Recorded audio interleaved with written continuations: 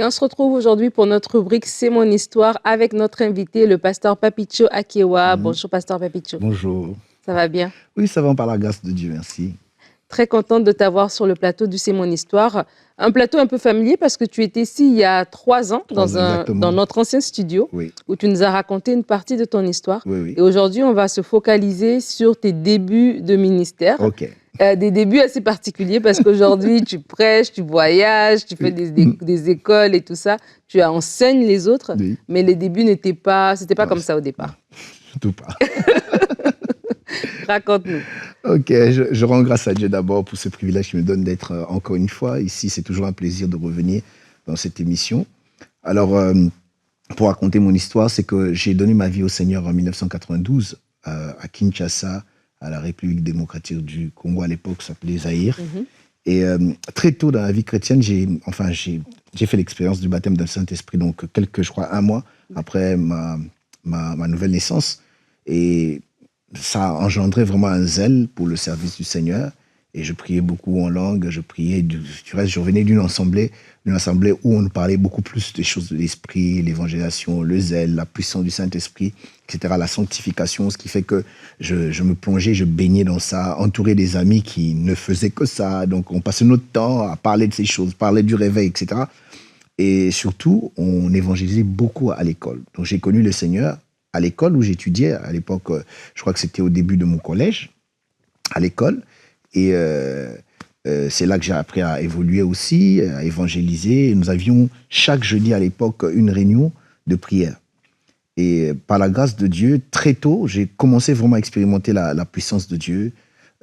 Très tôt, j'ai commencé, disons après ma conversion, quelque temps après, c'est là que j'ai commencé à expérimenter des dons spirituels. Par exemple, la parole de connaissance. Pour l'anecdote, je me souviens d'une émission comme celle-ci, ou comme les émissions qui passent sur EMCI.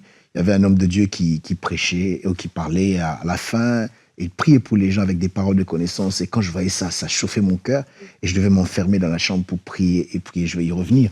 Alors, très tôt, je voyais des guérisons déjà. Je voyais les gens guérir des maladies. Et je voyais des délivrances. Et c'était vraiment très bien pour moi. J'étais très content de voir ça, même tout autour de moi. On me connaissait quand même comme quelqu'un qui travaille dans la puissance. Et oui, je me souviens, j'étais parmi les gens qui avaient été, entre guillemets, qualifiés, permettez-moi l'expression. Donc, ceux de ma cellule, comprenant pourquoi je dis qualifié, à devenir un intercesseur à l'église, à la cellule. Et c'est comme ça qu'on a cheminé avec le Seigneur.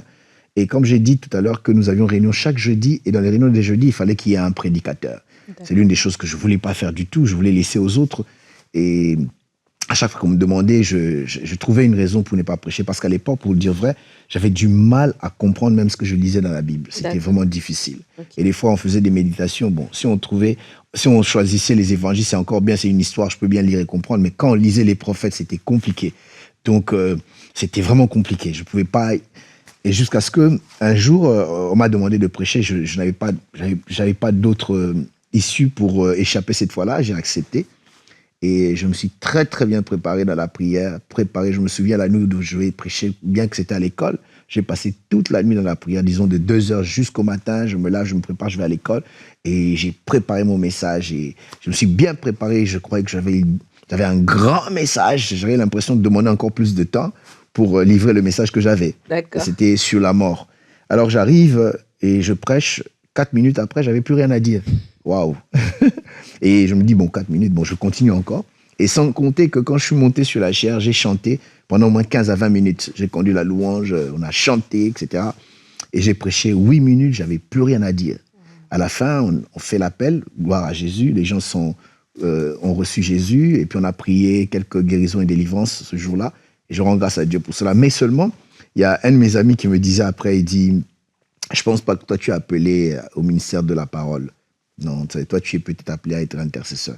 J'étais pas choqué. Pour moi, c'était pas être diminué en ce temps-là parce que je me voyais pas non plus un jour prêcher la parole de Dieu. Pour moi, ça me suffisait d'être zélé dans le service de Dieu, prier pour les malades, etc. Donc, nous avons eu beaucoup d'expériences. On allait dans les maisons, dans les hôpitaux. On a vu Dieu vraiment faire des choses. J'étais encore très jeune, vu les gens ouvrir les oreilles des gens qui avaient des oreilles bouchées ou qui n'entendaient pas, par la grâce de Dieu.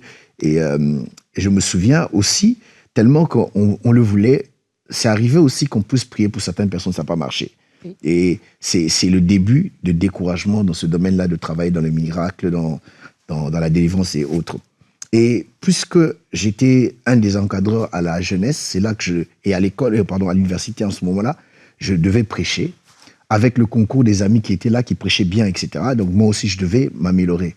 Et curieusement, je me souviens, à une retraite, avant même que je sois à l'université, comme ça, juste pour imiter les prédicateurs, je me suis levé, j'ai prêché pendant 10 minutes et le message était bien structuré, parce que les idées étaient très cohérentes. Et je me dis, ah bon?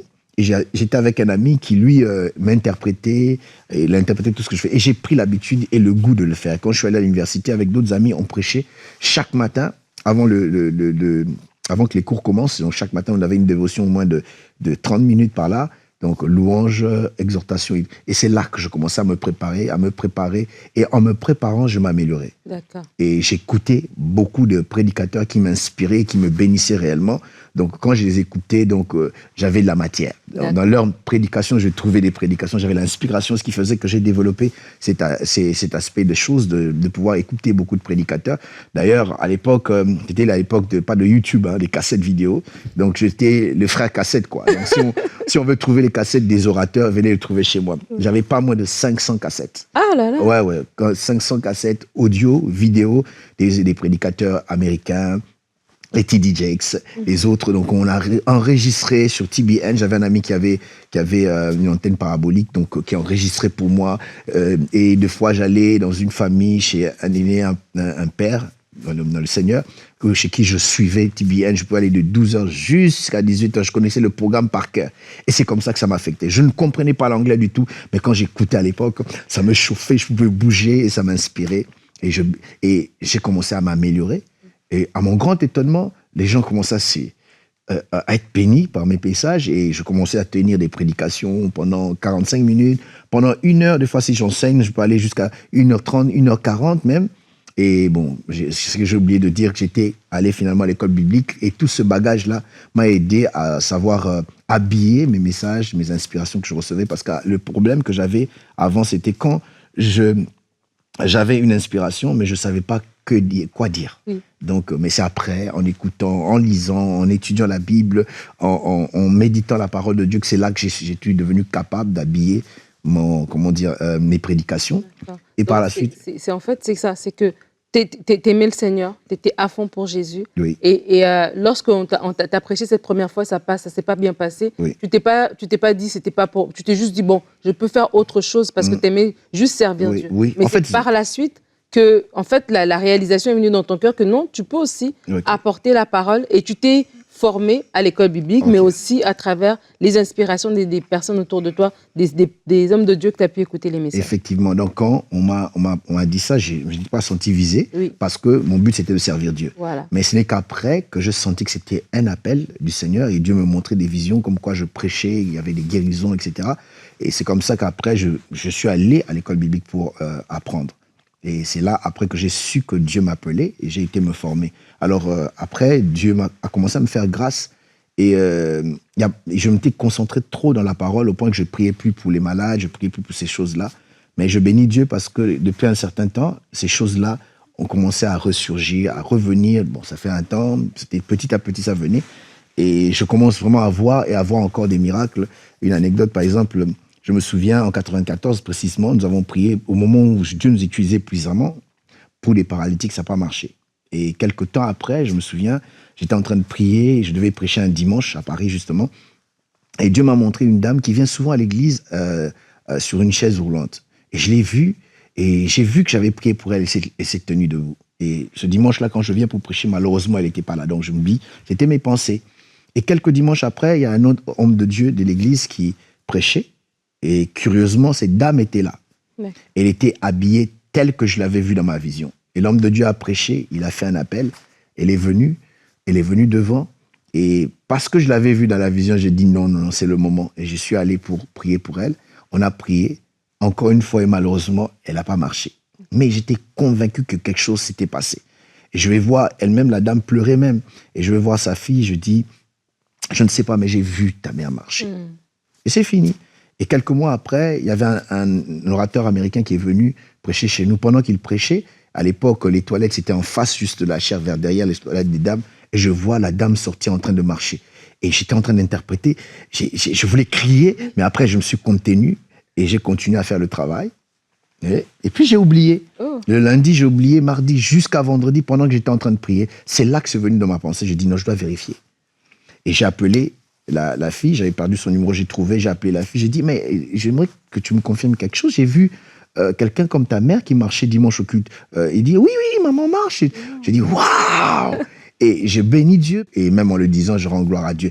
Et depuis, je vois encore des miracles, des témoignages, Dieu faire des choses, guérir les gens de la drépanocytose, par exemple, ce qui vient dans ma tête, les oreilles s'ouvrir. Par la grâce de Dieu, nous avons vu les gens, n'est-ce pas, déposer leurs béquilles, nous avons vu Dieu faire des choses extraordinaires, et je parle par exemple de le fait d'impacter les vies. Oui. En 2018 en particulier, Dieu m'a dit qui m'envoyait pour pouvoir activer les grâces des gens, les potentiels des gens et pour exposer. Et partout nous allons et nous travaillons et que nous prions dans ce sens-là, Dieu active les grâces, Dieu active les dons spirituels. Et pour revenir à l'histoire dont je parlais de la parole de connaissance, qu'est-ce qui est arrivé? Quand j'étais en train de chercher Dieu comme ça, un jour, une pensée est venue. Et le jeudi d'après à l'école, et pendant que j'étais en train, je crois, de prêcher, la pensée est venue, je l'ai libérée et curieusement, la personne, pour la première fois, s'est levée. J'ai dit, Dieu peut me parler aussi. Amen. Et à partir de là, et on a continué à travailler ainsi. Et tu fais